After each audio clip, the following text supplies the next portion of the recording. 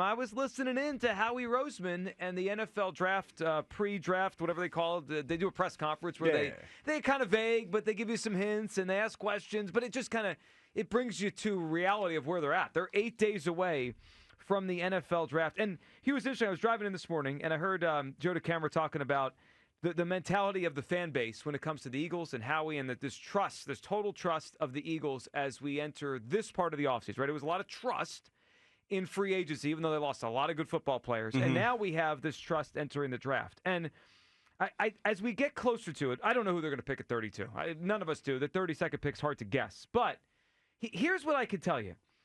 There's been, I get this feeling, I get this sense, Hugh, in the city right now, that people are convinced the Eagles have figured out the NFL draft. There was a time where everyone said the Eagles, they overthink it. Howie overthinks it. They take the wrong player. They make too many mistakes, right? Whether it was Jalen Reagor over Justin Jefferson, or you could find 5 other mistakes they made over the years. And the last 4 years, it's been the opposite. They've hit a lot of really good draft picks. I'm looking at their drafts right now the last 4 years. Devontae, Dickerson, Milton Williams, Davis, Juergens, Dean, Carter, Nolan Smith, Quinyon, Cooper. I mean, it's been excellent drafting, top of the draft. But I just want to say today, I am a Howie Roseman guy. I believe in Howie. He's a great executive.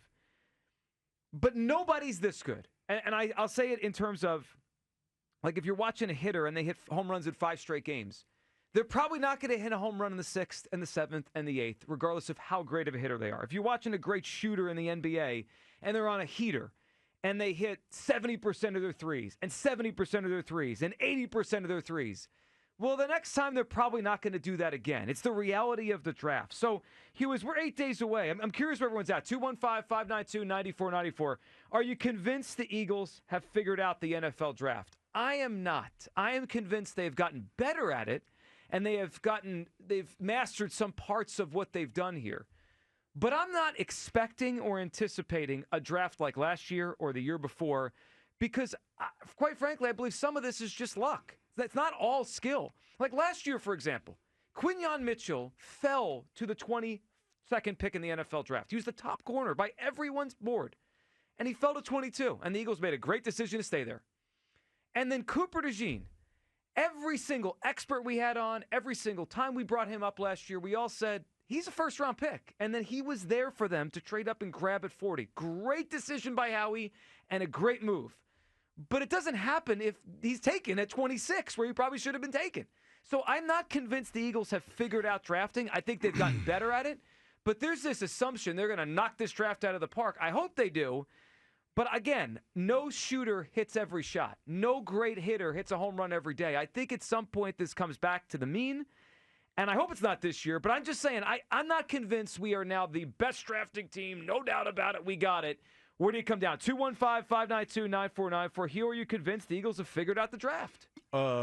It seems like this has turned into Hugh Douglas's long talking segment, because I feel like it really is. I have to kind of set it up a little bit so people can understand where I'm coming from. Okay. You asked the question, do I think the Eagles have figured out the draft? Yeah. I think the Eagles have figured out how to identify the personnel that they need in order to have success. And the reason why I say that is this. I look at some of the scouts. One of the things that I noticed when I got back to Philadelphia, Chris Naoli is one of the scouts that they have. He's an international scout. And he's a guy that I played with in Jacksonville. Chris played a long time in the NFL, and I know him fairly well because he was my teammate in Jacksonville. And I look at some of the other scouts that they have on their roster, like Jared Kilborn, Chris Naoli, Rob Streeter, Matt Holland. A lot of these guys that I'm mentioning have some type of NFL experience, have some type of, dealings inside the NFL, the intricacies of the game. And I think that what Howie has done, he's put together a brain trust. And they've put together, they have a template of the type of players that they want for their football team. And they've put people around them that they can bounce ideas off of and have different people chime in on certain individuals. And they've amassed a bunch of smart young players that they can plug and play and have the success that they've had over the years. I think that's what the Eagles have done. So I guess in order to answer your question, have they mastered the draft? In a sense, yes, because they've identified who they want or who they think can fit into their system and fit in seamlessly. and implement whatever it is they want to implement. Because here's the thing, Joe. One thing that jumps out to me, and it might be a small thing, but the players that they drafted, the Cooper Dejeans, the Quinyon Mitchells, it feels like in a small sampling size that they've locked in a way that most rookies don't. I remember my rookie year way back when. I was too busy trying to run the streets and be in New York and figure out New York as opposed to being in my playbook and learning my plays. It feels like these guys are locked into their job, they're professionals, and they take what they do very serious. Because you look at both of their rookie years. A lot of times we always hear stuff about the rookie wall. Mm-hmm. They didn't have no rookie wall. They didn't have no rookie wall that they ran into. They didn't have that. They played seamlessly, and it felt like as the season progressed, they got better. You can make a case they did. I mean, look at Cooper in the Super Bowl making that play. And look, those were great draft picks. And I won't be surprised if the Eagles make another couple really good draft picks. It's just they're on a heater right now. Note to self, can't talk too long because then you start messing. Yeah, put that alarm in there for 10:10 every morning. All right, but my point is nobody's this good at the draft. It's not a Howie's not this good or the Eagles aren't this good. Nobody's this good. They are on a heater right now. And look, you can make a case to me today. They're going to do it again, right? Maybe the heater will. I made the comparison. Typically, if a guy hits a home run in 4 straight games, he doesn't hit it in the 5th, right? Like eventually, the hot streak runs out. But if he gets you a grounder, or if he hits a bunch and keeps that hitting streak going, hitting streak could keep going. Yeah. There's been a sense the last month, like they lost a lot, but we got the draft. They got this figured out. I'm not sure about that. 215-592-9494. I mean, I mentioned the word luck. Let's go back 2 years ago. Now, Howie made a great move to short the Saints and get a first-round pick from them into the future.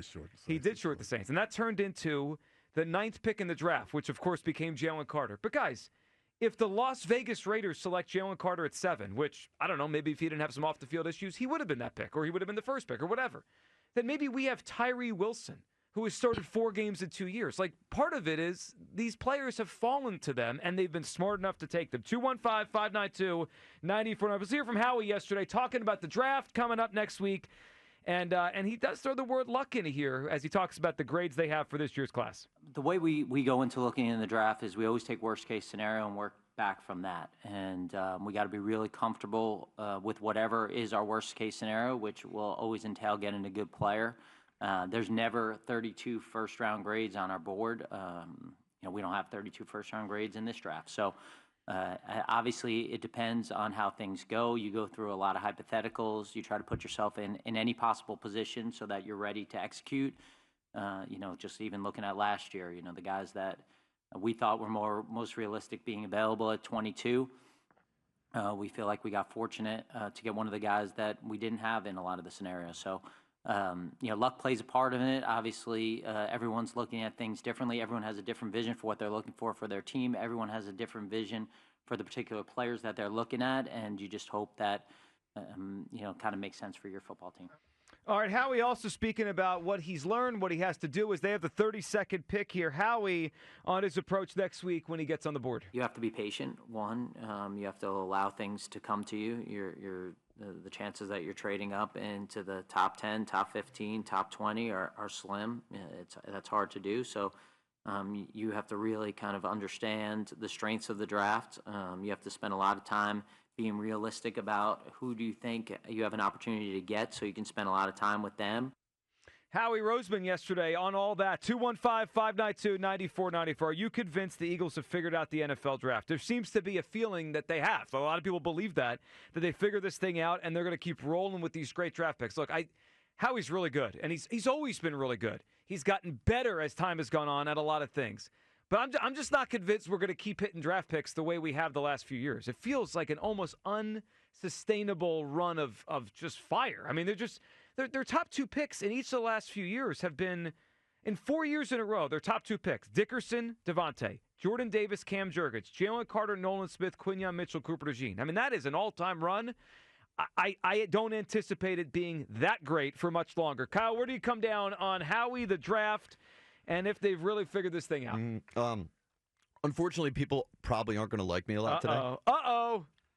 I'm going to call some people out. But nobody should be convinced that anyone has figured out the NFL draft. It's the NFL draft. Like you said, like Howie said, there's always a lot of luck involved. I like the way things are trending, and I'm a huge Howie guy, but the syndrome, the Super Bowl syndrome, is wearing me down.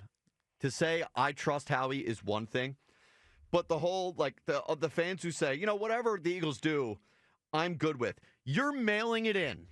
Mailing it in. I don't know what happened to my city, my fan base, but we should always be holding the Eagles to the highest of standards. It's why the Eagles, I think, are as good as they are right now, because this fan base has always held them accountable.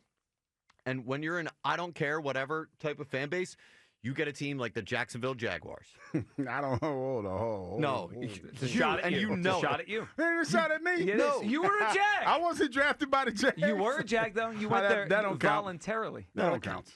It counts. It don't count. But like we cannot be this fan base. Please don't be this fan base. Like, give me an opinion on what you think the Eagles should do and what you think they shouldn't do.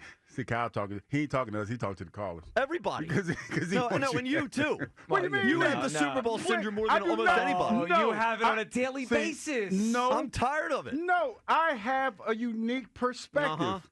An annoying perspective. No, it's annoying because you don't want to hear what I have to say. No, I hear what you have to say all the time. And you don't like it. That's okay. Because the truth, you don't like the truth. You don't like the truth. I also think it's worth noting, along with Hughes Super Bowl syndrome, and a lot of people share. Hughes, seriously, Joe? Yeah. The best executives in sports, once they figure something out, everyone starts to copy them. So the advantage they have goes away. Like Theo Epstein was the best, right? He turned the Red Sox around, turned the Cubs around. What happened at the end of the Cubs and Red Sox with him? Well, teams started picking up. Billy Beane had a run where he was smarter than everyone. Then everyone was like, I'm just going to do what Billy Beane does. And they started to copy.